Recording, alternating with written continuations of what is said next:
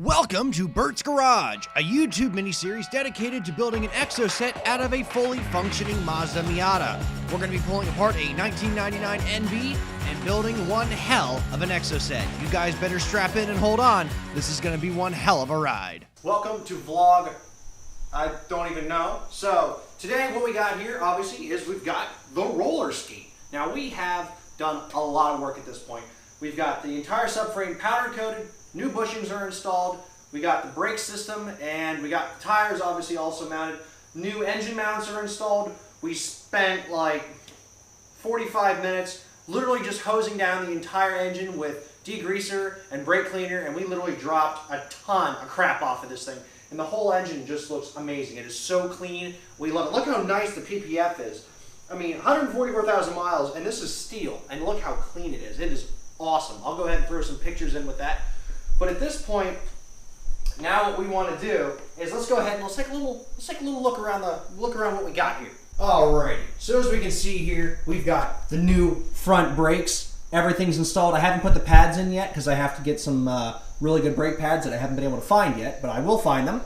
We got everything up here. We got the new engine mounts installed. As you can see how clean everything looks. That is what you want to see.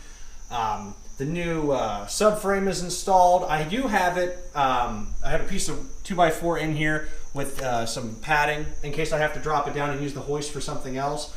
But I don't want to put too much stress on the engine mounts and have it hold all this stuff up front because it'd be a bit off balance and it'd be a little weird. And I just want to make sure that when we drop the transmission to install the new clutch, we are able to keep everything supported properly, nothing gets damaged.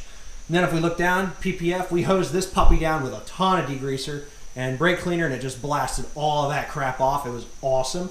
Obviously, there's still a lot of work to be done. It wouldn't look like it, but on the front end, there's a lot of stuff to replace. We're going to replace all the hosing and all that other crap just because we might as well, and it's only like 120 bucks for the whole hosing kit and everything. So, to go ahead and do that.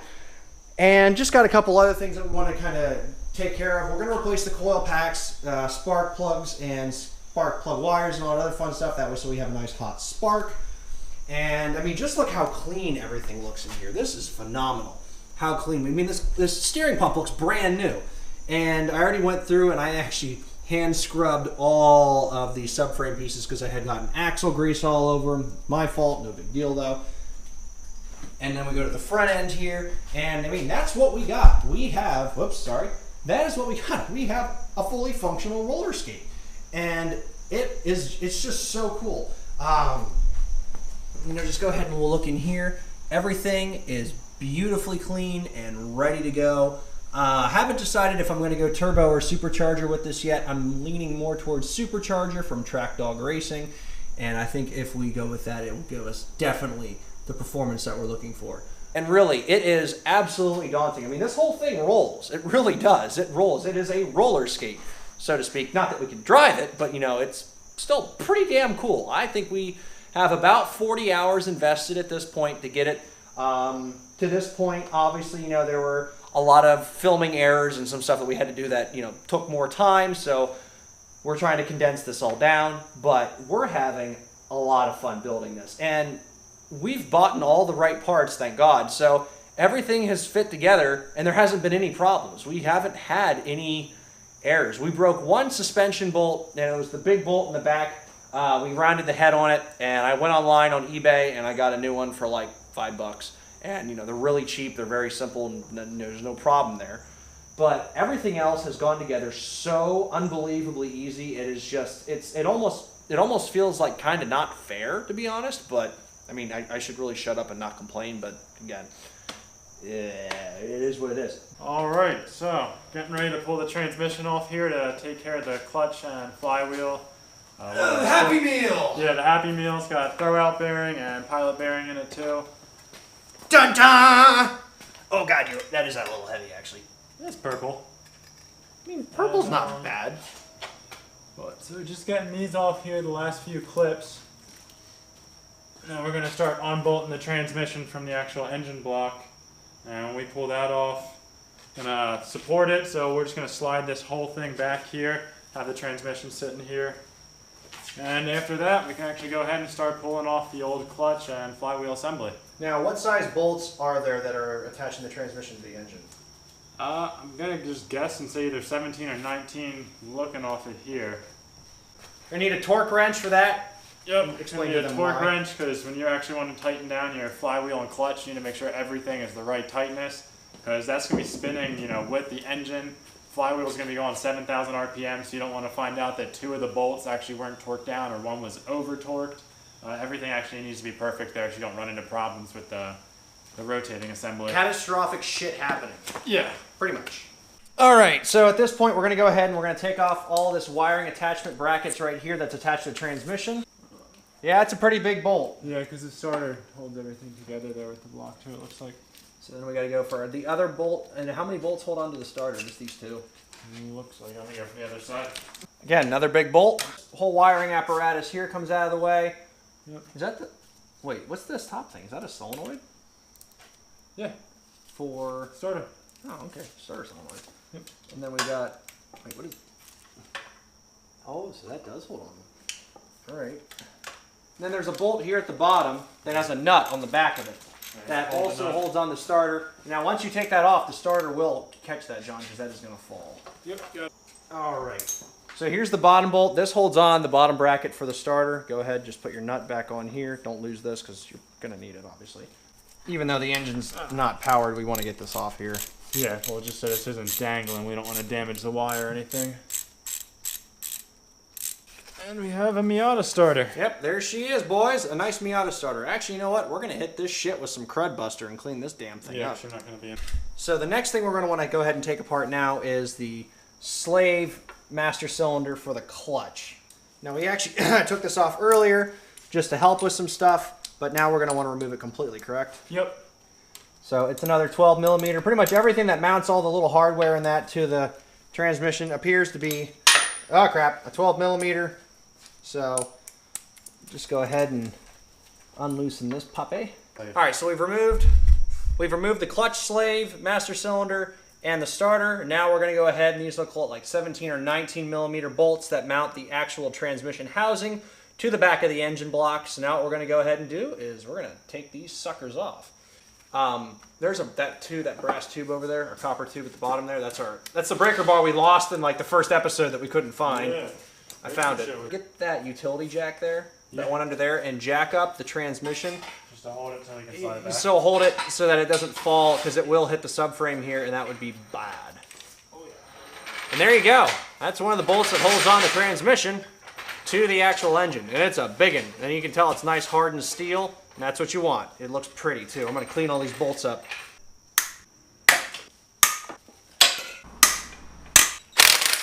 So remember on this side, just like the starter, this one has a nut and bolt. So don't lose these. Put these together and set them right here.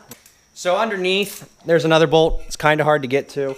And to avoid scratching the subframe, we're just going to use a longer extension. And nice. There are no more bolts holding the transmission to the engine. So in a perfect world, this should just slide away, shouldn't it? But it was just the transmission, so it wasn't. And it's walking. There we go. All right, it is officially divorced. Separation, so you got it. Houston, we have separation. Yeah, we'll be all right. Forward. Just wiggle her very, very, very carefully. Push that wheel a little bit. All right, move the actual cradle. Move it back. There we go. Okay. God damn, this is fun, actually. This isn't bad at all. Son of a... What do we got, John? What are we doing? We have a clutch, and we're going to rip it out. Look at that. We just literally walked the whole thing forward. It's on the mount here, and damn. It's an easy clutch job. Yeah, this is about as easy of a clutch job as it gets. Never had to lay down under a car. Really? All right, let's go ahead and wheel this thing forward a good 3-4 feet. Yep. Look at that! Oh my God! Let's go ahead and get some pictures, actually. That's cool. I can't believe it's that easy. That's awesome.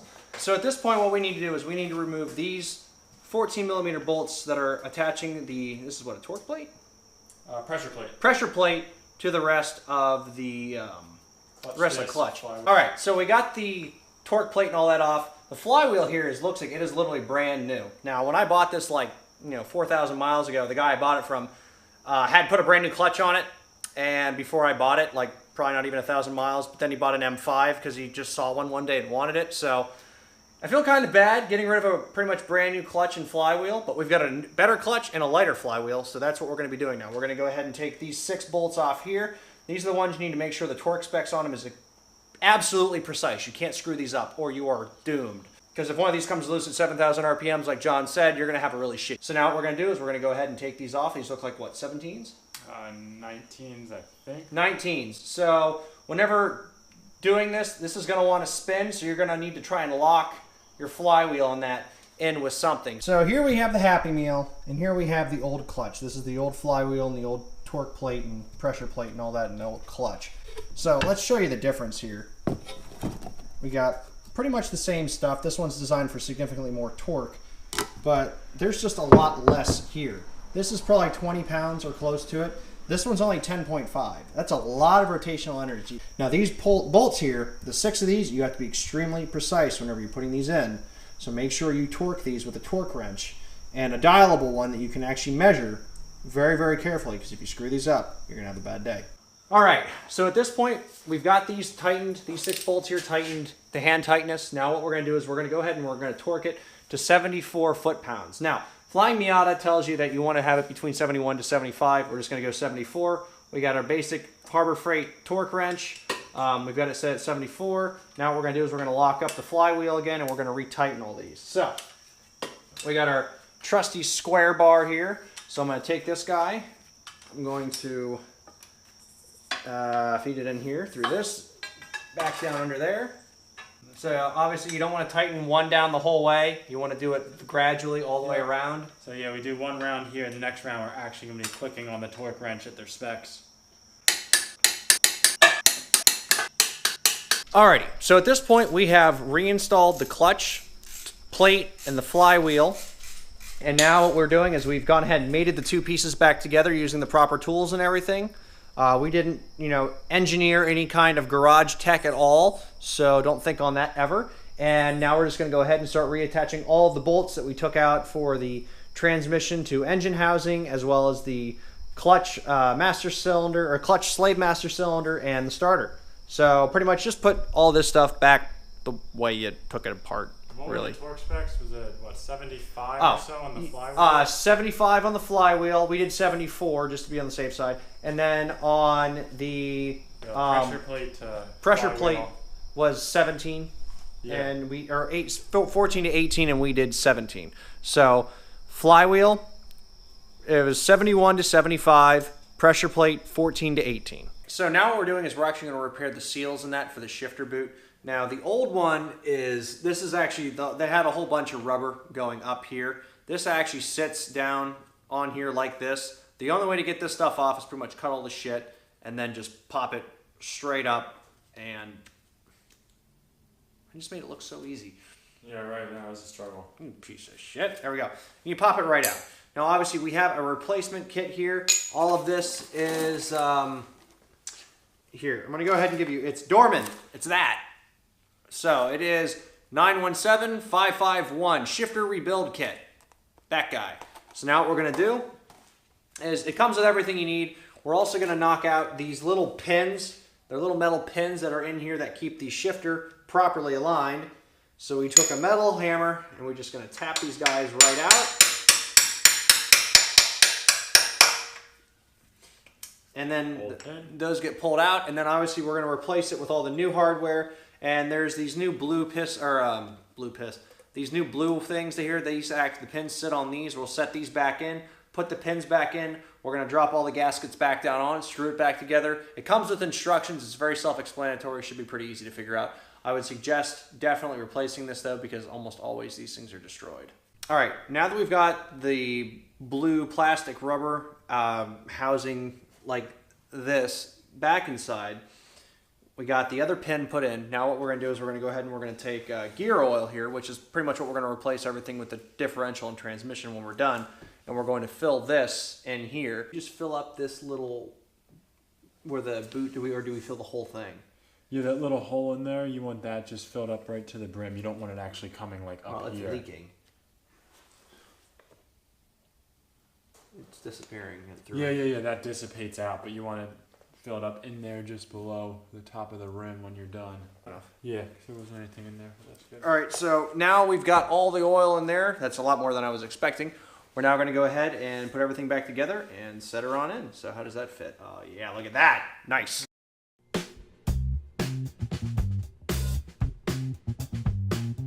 Season 1 is officially coming to an end for Bert's Garage. I know, it's so heartbreaking, but technically this is like a mid-season break. It is the holidays, it's December, everybody's crazy working, busy with everything, myself included. Doug is busy with work, John is busy with work, so trying to get us all here in the shop to work on the Exocet, which you can see behind me. I know it's a little bit blurry, but there's the Exocet. We are working on it, at least I am periodically. I've engineered some seat brackets and some other stuff, and I'm drilling holes for attaching stuff, and we will be detailing that. I certainly am, but we're not going to consider that a real episode build video because we have to send this away to powder coating still. Sending this away to powder coating, you know, we want to get as much ready, make sure everything fits, everything works. And then when we get it back from powder coating, we do the actual install, then we will detail everything. And it will be very, very detailed, especially having a much better camera where we can detail things a lot better. And I'm learning to shoot better video. I'm realizing this camera is really heavy on this monopod. We'll be sure to give you guys all the knowledge, all the details you guys need to build your Exocet from the ground up with no problems, headaches or heartaches or surprises. I mean, there will be some surprises, I'm sure, because I don't know. The unforeseen things always seem to happen. This has gone together very easily. The hardest thing I've had to deal with so far was engineering the seat mounting bracket for the sliders for my driver's side seat because they're custom, and anything custom usually takes a bit of headache and heartache and can make you question your choices in life sometimes because of how much of a pain in the ass they are. But I will be detailing it. I will be uploading every Wednesday leading up to Season 2, kind of like, not necessarily spoilers, but giving you guys an idea of what we're still doing. They won't be 30 minutes long as the episodes have been, and we'll be going from there. I, myself, intend on taking a bit of a holiday here off from YouTube, given that I'm looking for a job at the moment. I probably won't because I have a bit more free time now than normal because obvious reasons. So we'll go from there. Anyway, I'm rambling like an idiot, and I don't want to waste any more of your time. So, I am Bert from Pixel Armory. Like, favorite, subscribe, and I'll see you guys next time. And remember, have a great holidays, stay safe, stay warm-ish, and don't do anything too crazy. I'll see you guys later.